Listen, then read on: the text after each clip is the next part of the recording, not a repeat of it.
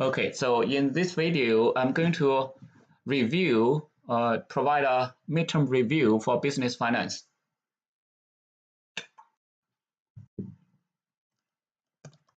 Business finance midterm review.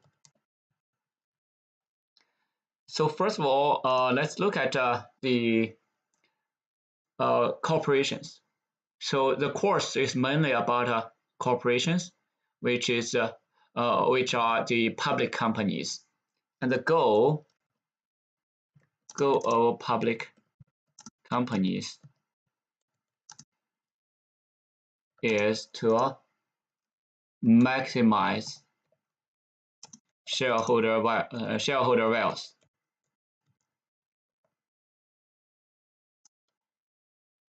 That is to maximize the stock price. So this is an intrinsic value of the stock price, the long term. So taking out any short-term fluctuations. So that's for public companies. And there are other forms of businesses, such as the sole proprietorship. So form of businesses include also limited liability companies, LLCs, partnership, and also corporations. So this is related to owner who owns the firm, right? Who owns the firm, and owners risks, and tax implications. But it's not related to physical location. And the physical location may have statewide influences on the company, but the form of the business is really just the who owns the firm, for example. So proprietorship, just a single owner, and LLC or partnerships may have multiple owners, whereas the corporations have a lot of owners. And the owner's risks, for example, the owner's risk for sole proprietorship is unlimited, and for the LLC is limited, and for public companies, the owner really does not have much risk there, except losing all of the investments. Tax implications for public companies. There is a double taxation issue. The dividend, in this case, is taxed as well from the owner's perspective.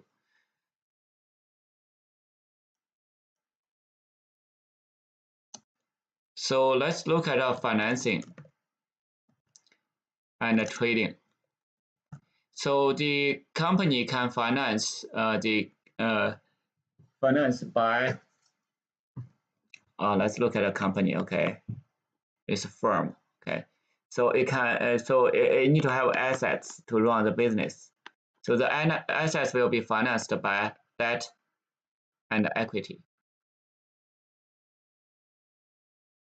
So altogether, it should be balanced. And the first time when the company issues shares, that's called IPO. And after that, it's called a seasoned equity offerings. So this is what we call a primary markets. primary markets. Okay. Whereas secondary markets enable trading. So this is a trading, provide liquidity to owners. And the company itself does not benefit from, does not receive money directly. So here is the secondary markets. So these are, provide trading services for the company's stock. And the secondary markets really do not channel funds to the company directly. So there will be a couple of questions on these kind of topics.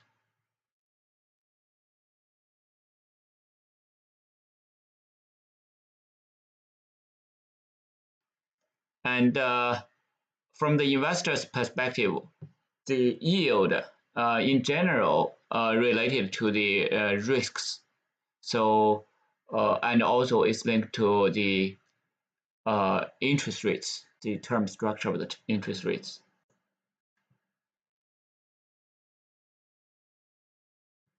So the interest rate, let's say it's I. It is used to calculate present value. Then we call it a discount rate. So this is a discount rate, okay, which is used to calculate present value. Is called discount rate. Okay. Let's look at another topic. Risks will be a couple of mentions on risks. So first of all, risk is about a potential future negative impact to value or cash flows. And it's really about the probability of losses and the expected magnitude of the loss. And one of the other risks is called a default risk. Default risk is the security issuer miss interest or principal payment. The issuer misses an interest or principal payment.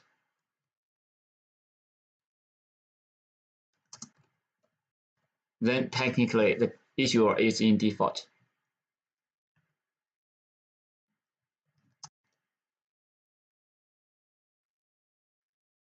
Let's look at some other areas of finance like related to investments and also capital budgeting.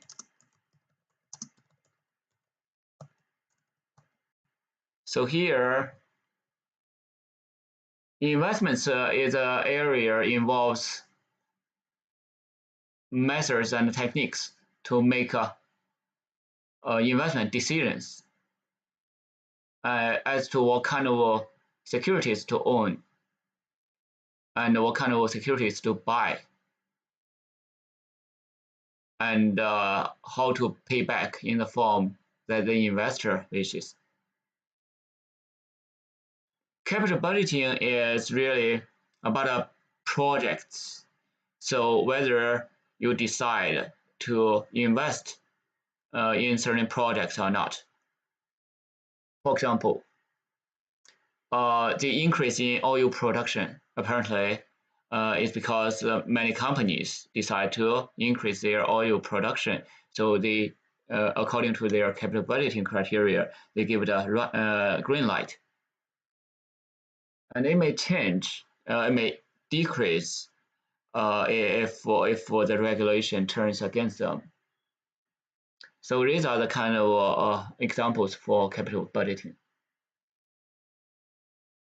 So we'll in the exam we are going to cover some concepts, and these are the major concepts we are going to cover.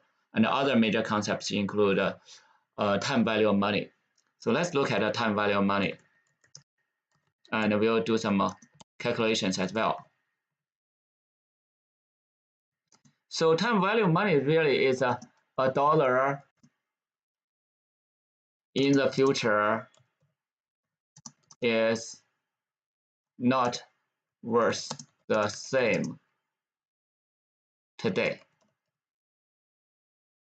So that is why we call it a time value of money. So a dollar today should be worth more than a dollar in the future.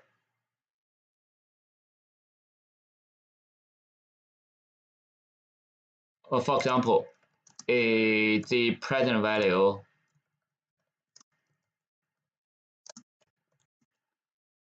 of annuity payments made far into the future is worth very little today.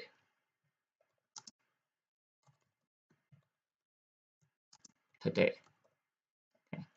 So the further in the future, like $100, 100 years later, would worth really not much today.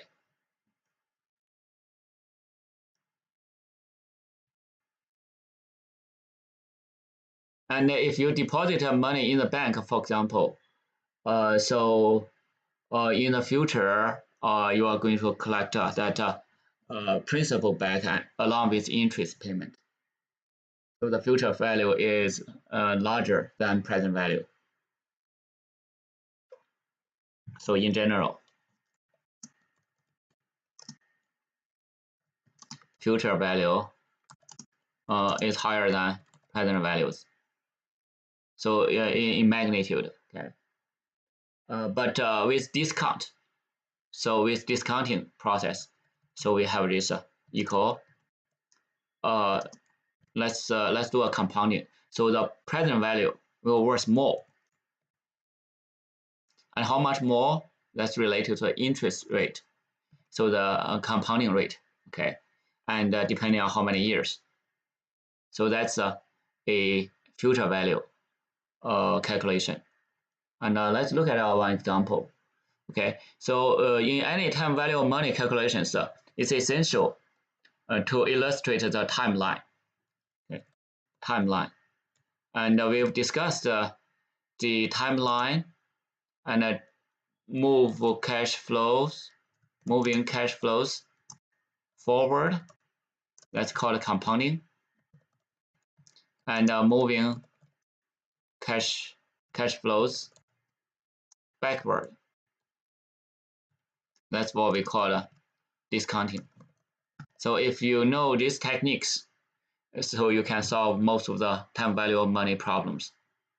And this is what we call the 3 rules of traveling along the timeline. So you can only combine the cash flows at the same point in time.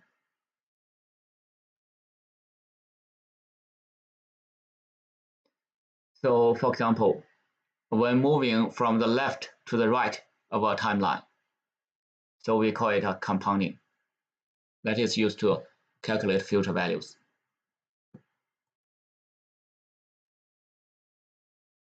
And the cash outflows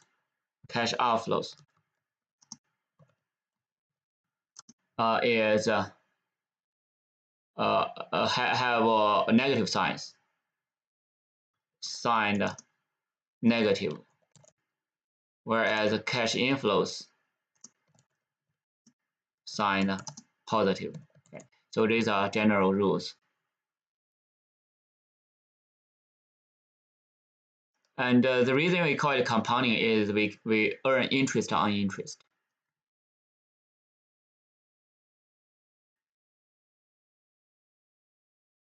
So let's look at one example. Okay, look at one example.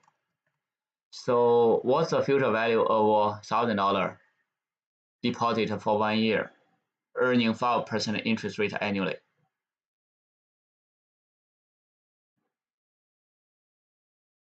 So what is this? So the answer is simply equal to $1,000 multiplied by 1 plus 5%. And this is just for 1 year. So that's the answer.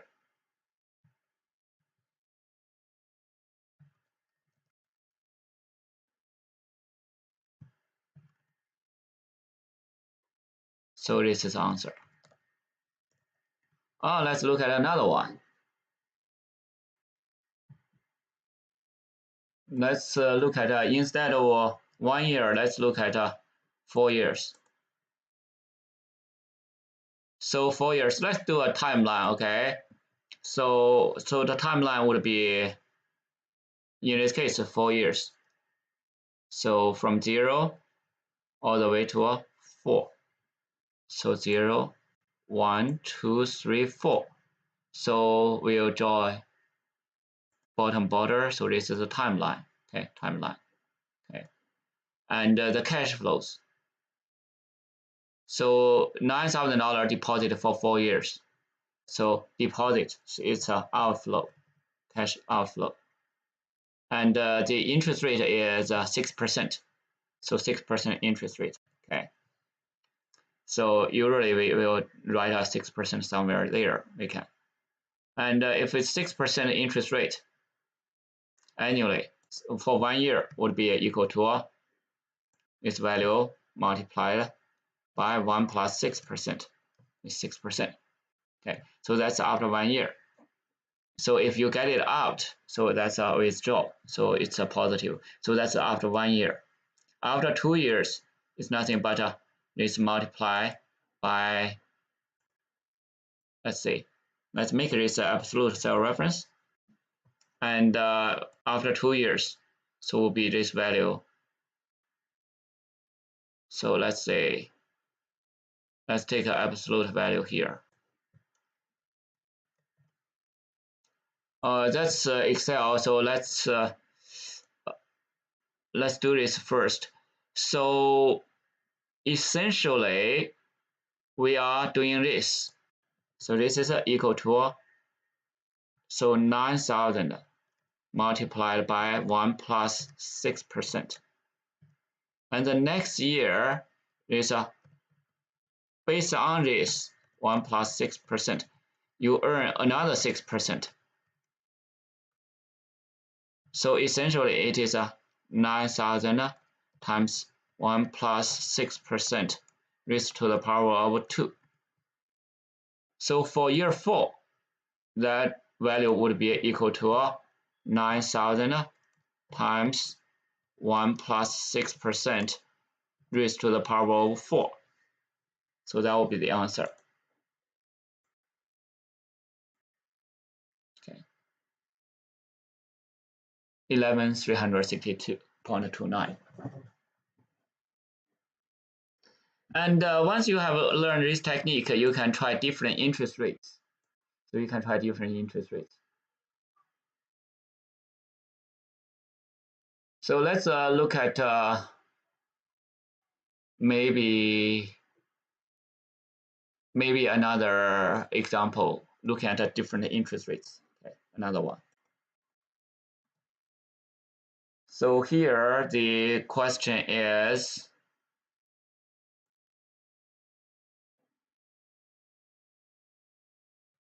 so let's place right there. Okay. So here we first draw the timeline, 2 years. So basically we have 2 years. So that's a timeline. And deposit 310, earn 7.1%. So this earned 7.1%. So 310 times 1 plus 7.1%. That's a value we are going to have for year 1. Okay. and then that's 7%, right? 7%, 7.1%. Okay, and year 2 we earned 10.1%. Okay, so this would be equal to what we already have, earn another 1 plus 10.1%. So the answer would be this.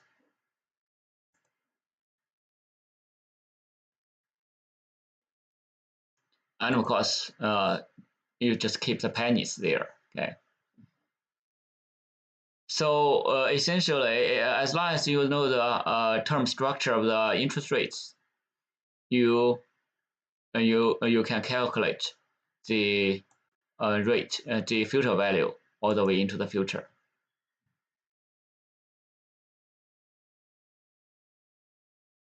So those are the future value calculations, and I would encourage you to practice a little more. And now let's look at the present value. Present value, we find that the process is by discounting future values. So the formula is present value equal to future value divided by 1 plus interest rate to raised to the power of n. Okay.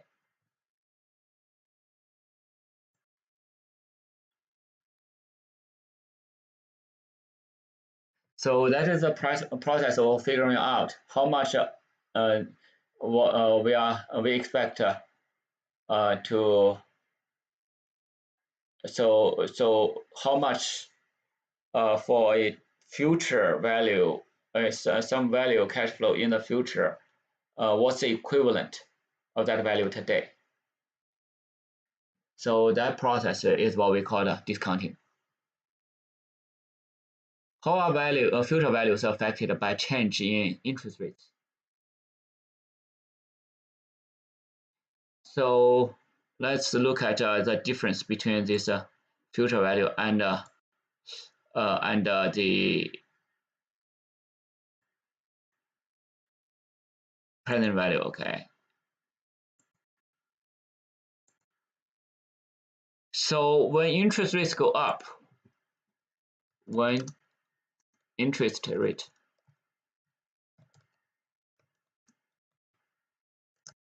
go up, future value will increase, right? So interest rates go up. How about the present value? And that's from this formula you can see, and because it's multiply, so it goes up. So this is divide. So I is in the denominator, so the present value will go down, decline. So now let me quiz you. When interest rates go down, what will happen to the present value and future value?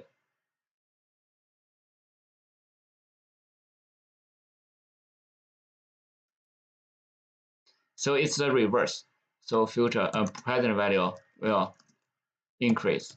So that's why we see the asset prices go up when the Federal Reserve lowers interest rate.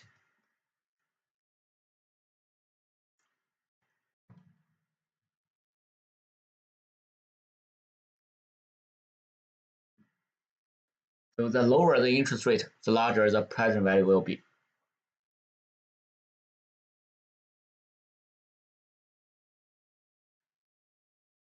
Let's do some calculations example. Okay.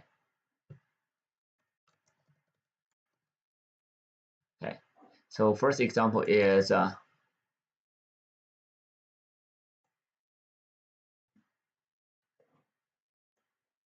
just looking at what's the present value of 3,600 deposit in year 2, and another 4,100 deposit at the end of year 6, if the rate is 7%. So first of all, we draw a timeline. Okay. So from 0, 1, all the way to 6. So draw the timeline, okay? And the first cash flow is 3,600, okay? And the second cash flow is year 6, 4,100.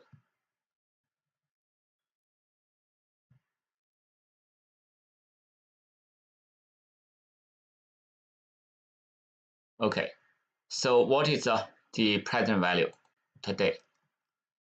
If the interest rate is 7%, so 7% interest rate, okay? 7% interest rate. So here we first find the present value of this one, the present value. So we move this to today's value. So move this to today's value, and then we move this to today's value. So here is 3,600 divided by 1 plus 7% to the power of 2. And here is 4,100 divided by 1 plus 7% raised to the power of 6. And the answer is, so the answer would be, let's do this calculation here, equal to 3,600 divided by 1 plus 7% raised to the power of 2. And then plus 4,100 divided by 1 plus 7% to the power of 6. So that's the present value. Okay. That's how much we are going to have today. And the signs would be like if these are deposit outflows. Okay.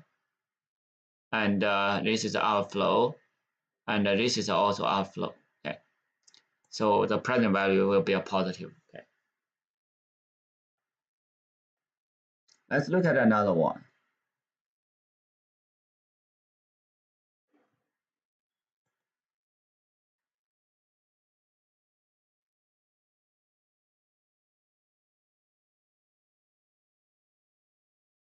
So this one will be a little bit challenging. This one will be dealing with perpetuities. So for perpetuity, present value of perpetuity. So the equation is called payment. So payment over I. Okay. So the answer would be here would be equal to 110 divided by 6.6%. Okay. Don't forget the percent sign there.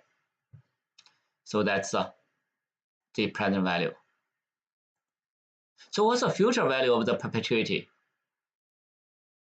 Well, future value, because this perpetuity, it really depends on what is the time frame. Okay, so let's say the future value of this perpetuity, let's say 3 years from now. So you know the present value is this much, right? Going so value in 3 years, that will be really equal to this value multiplied by 1 plus the 6.6% raised to the power of 3. So that's a value. And if you move all the way into the future, it's really infinity.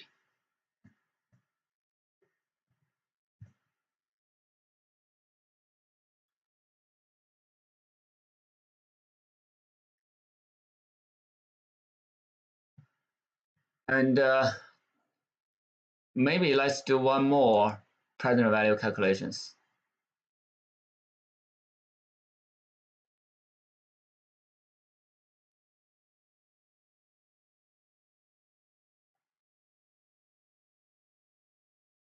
So let's do a present value of annuity. Okay, annuity.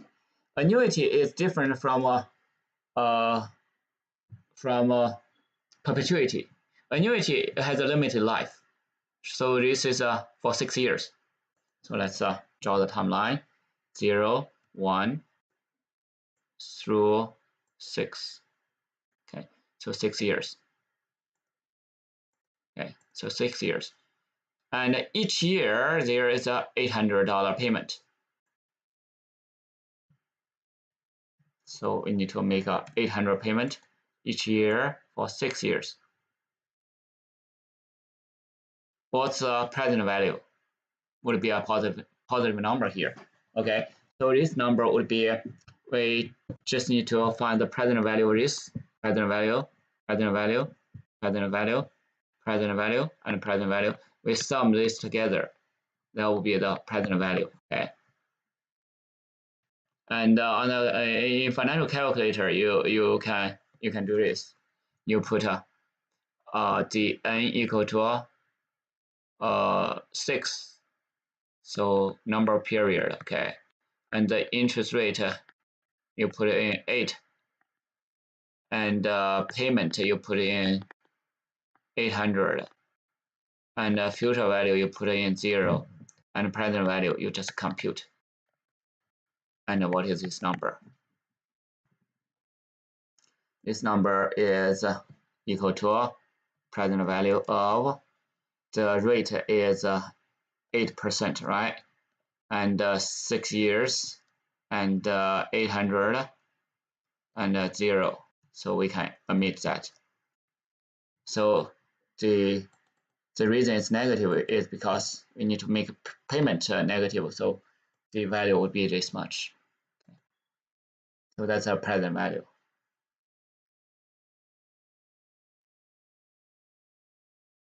Of annuity.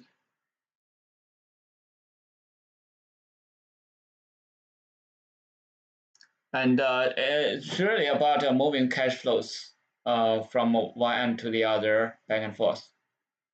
And the exam will also cover loan amortization. And loan amortization, basically, let's say,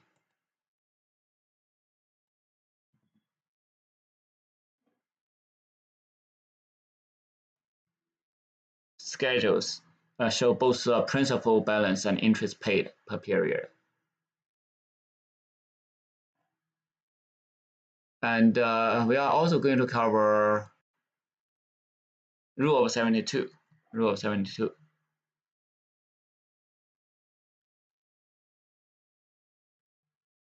So this rule of 72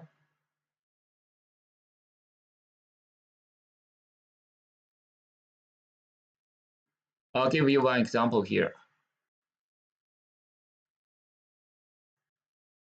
So suppose I have invested $1,000 today at let's say 6% annual rate. How long does it take to double my investment? So really 72, rule of 72 equal to 72 divided by the interest rate, 6%. So it takes 12 years. 12 years. And suppose I want to double my investment in 9 years. Double in 9 years. At what rate? So really equal to 72 divided by 9 years. So the rate is percent. Okay, 9% rate, 8% rate. So if we get 8%, it will shorten our time by 3 years. And if we get 12%, so if we get 12%, 72 divided by 12 will be 6 years. Okay. So really, that's at the essence of rule of 72. It's a approximation. Okay, approximation.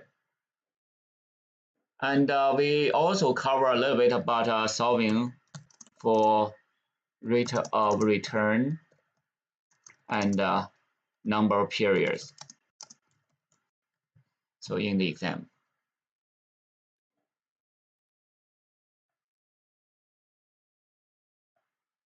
And there will be about 10 questions on financial statement analysis and financial statements. About 10 questions from financial statements. So I'll give you some examples. One example is liquidity. That's the ease with which an asset can be converted. How easy the ease with which to convert into cash. So really, that's kind of the definition. I'll cover a example here. Let's do an example. The DuPont analysis usually is a very important topic. So let's do a DuPont analysis.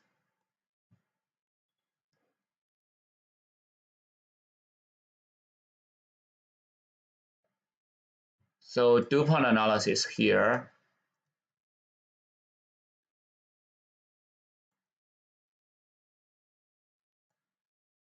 Okay. So let's do this one. So what is DuPont analysis? DuPont analysis is really decomposition of ROE. So what is ROE? Let me just write it here. ROE, return on equity, the net income over the equity. Okay, and we can, in order to get here, we can go a long way actually. Decompose this into over, let's say, sales. So this is what we call a profit margin, profitability. The higher the profitability, the higher will be your ROE. And because we divided by sales, there is no sales in this equation. So we multiply it back. And then we divide by assets. And this is what we call the efficiency. So the more efficient you are, the higher is your ROE. Because we don't have assets there, so we need to multiply it back over equity. And this is what we call a multiplier, an equity multiplier. And we call this a leverage. Okay. So the higher leverage, supposedly you have a higher return on equity. And now let's plug in this and see what do we get. So we have 34% here equal what's the total asset turnover ratio? So this is the total asset turnover ratio. So that's unknown. So what's our profit margin? Profit margin is 12.9%. And then we have a total asset turnover ratio. We don't know. But the equity multiplier is 3.1. So we can solve for this. So the TATO equal to 34% divided by 12.9% multiplied by 3.1.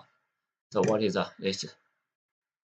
Answer is 34% divided by 12.9% times 3.1. So if you run to 4 places, would be 0.8502. And we are going to cover all kinds of ratios in the exam. Okay, more like liquidity ratios, free cash flow calculations. So liquidity ratio, free cash flow. These are the things we are going to cover, and profitability, for example, profitability ratios. like asset management ratios and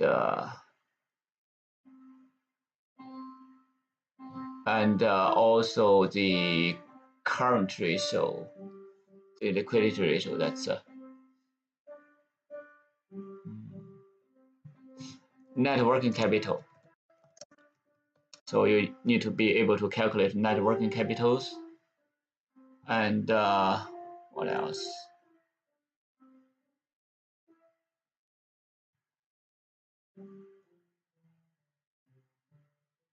And calculating the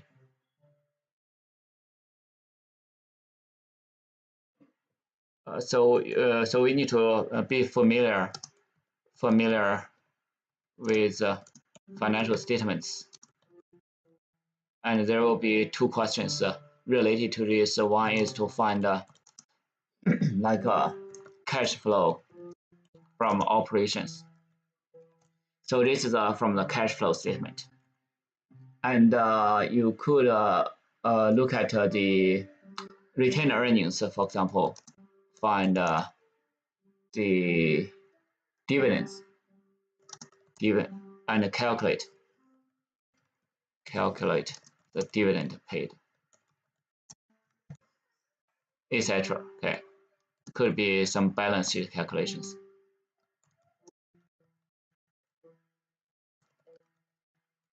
So overall, the exam will be comprehensive on the chapters we covered, and I hope this short review will help you in your preparation.